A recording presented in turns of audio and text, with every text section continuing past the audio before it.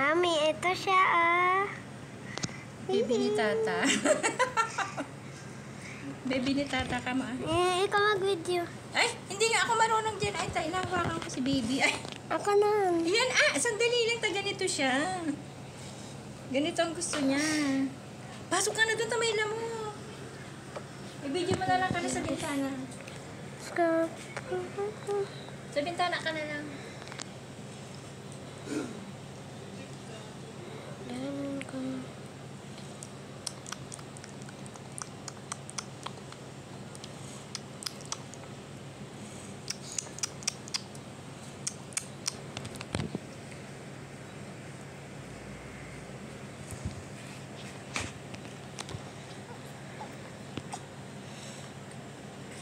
May lamok, Cho. Pasok ka na doon.